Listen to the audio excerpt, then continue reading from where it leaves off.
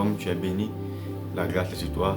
Alors, on va être rapide et nous allons aborder un sujet, en fait, une mini-série d'études, les fondements de la foi. Et nous allons commencer par la parole de Dieu. Premier fondement en tant que, je parle de la Bible, oui, la parole infaillible de Dieu, la Bible. C'est fou comme dans nos églises, les gens aujourd'hui s'en foutent pas mal de la Bible, ils ne la lisent plus, ils ne méditent plus. Il y a la paresse et on perd cette facilité à s'appuyer sur la parole de Dieu. On perd vraiment cette facilité à s'appuyer sur la parole de Dieu et on n'a plus les résultats comme dans l'Ancien Testament. L'Ancien Testament et même, je veux dire, dans le Nouveau, autant pour moi, vraiment, ils avaient cette facilité à s'appuyer sur la parole de Dieu et ils obtenaient des résultats. Donc, nous allons voir des points sur la parole de Dieu et nous allons prendre un avion parce que j'ai dit on doit aller très rapidement. J'aimerais que dans 3, 2, 1, c'est parti. Et alors, la Bible, simplement, ça veut dire livre, ce mot à Biblia, pour parler d'un livre, mais un grand livre composé de 66 livres, dont 39 dans l'Ancien Testament et 27 dans le Nouveau Testament. La Bible, c'est aussi un assemblage de lettres, de récits, d'histoires, de poésie épique, apocalyptique et lyrique. Tout cela avec un seul thème. Bien évidemment, avec un seul thème. Alors la Bible a été écrite pendant 1500 années, c'est-à-dire 1400 avant Jésus-Christ et 100 après Jésus-Christ. Ça, c'est ce qui concerne la Bible. Nous voyons aussi que la Bible, c'est 40 auteurs, composés de bergers, de pêcheurs, composé des sacrificateurs, d'un médecin, d'un érudit, d'un échantillon, des rois, des guerriers et des prophètes. Ça, c'est ce qui concerne la Bible. Ça, c'est ce qui concerne la Bible. Maintenant, il y a certains points que nous avons annotés sur la Bible. Et en grand terme, nous voyons que la Bible soumet à elle. Et aussi longtemps que tu n'es pas soumis à la parole de Dieu, tu ne peux pas expérimenter la puissance de cette parole. Donc la première des choses, c'est de se soumettre à cette parole afin de l'expérimenter. Donc, et quand nous voyons la Bible en tant que la parole infaillible de Dieu, au commencement était la parole. C'est la première des choses. Au commencement était la parole. Dans Jean 1, verset 1, on voit que cette parole, cette chair, c'est Jésus. Mais aussi, la parole de Dieu, c'est aussi cette Bible que nous avons. Elle est la pensée de Dieu.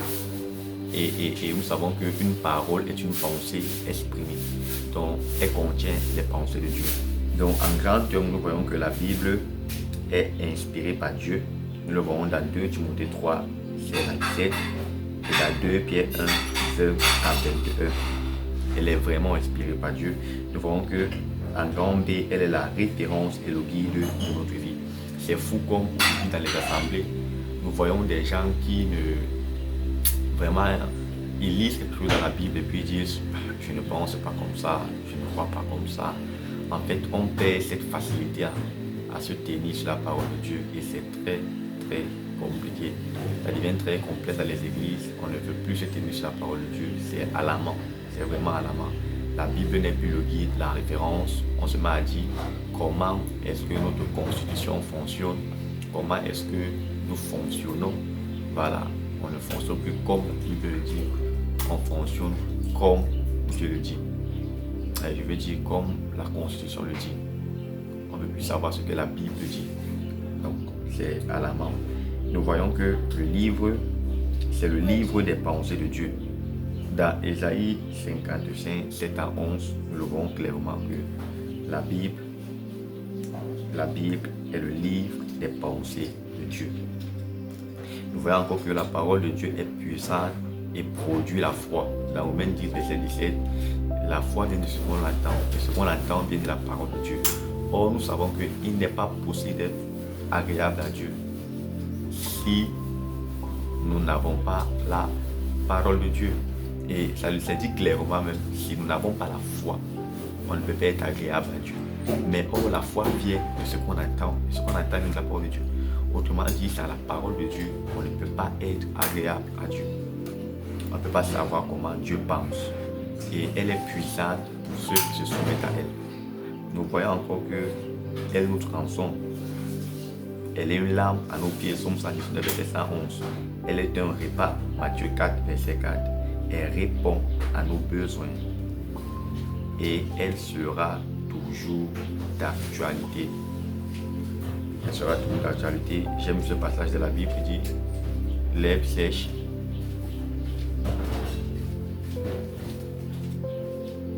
J'aime ce passage de la Bible qui dit l'herbe sèche, la fleur tombe, mais la parole de Dieu demeure éternellement.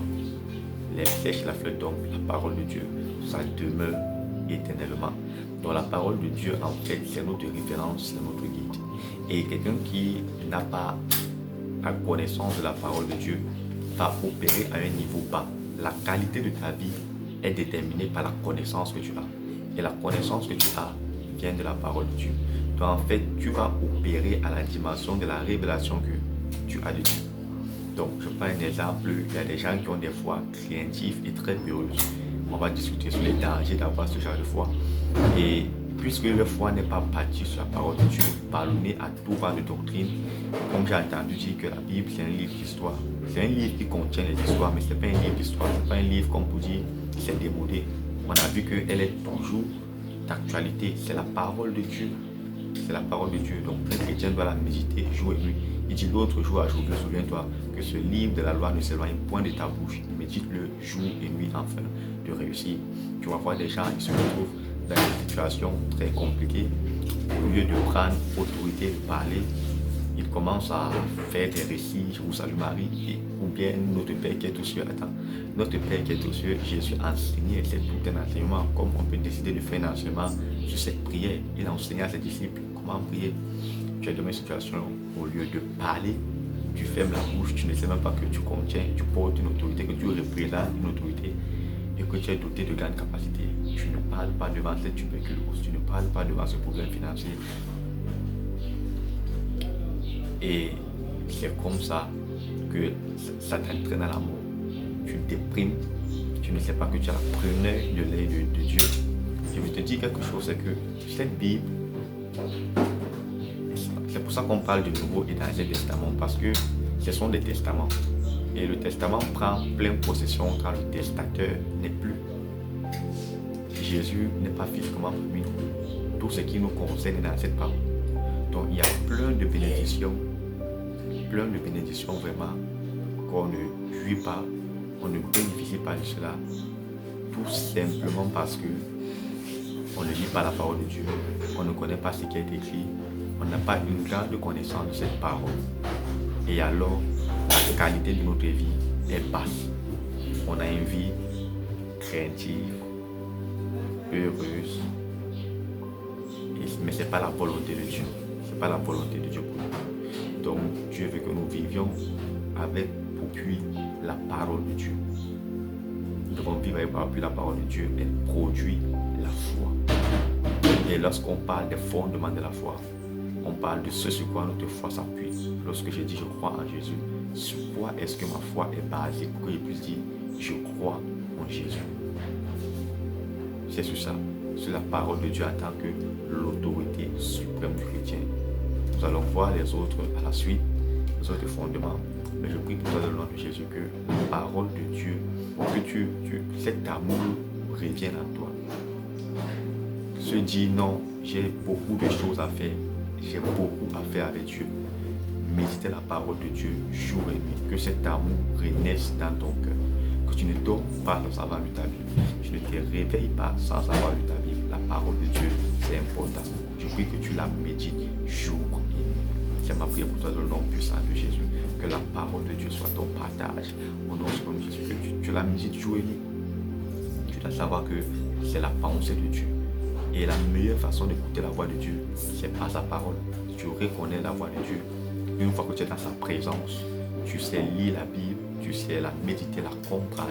Tu commences à comprendre comment il parle. Tu commences à comprendre comment Dieu parle. Tu sais comment Dieu parle. Tu sais que Dieu ne te rejette pas. Tu sais que Dieu ne t'insulte pas. Tu sais qu'en tant que membre de l'Église, tu n'es pas destiné à la colère de Dieu. Donc, s'il te plaît, médite la parole de Dieu. Fais de ce livre la référence dans moi, la référence de ta vie, et tu vas réussir dans tout ce que tu entreprendras. Alors, shalom, tu es béni. La grâce est sur toi. Bye bye.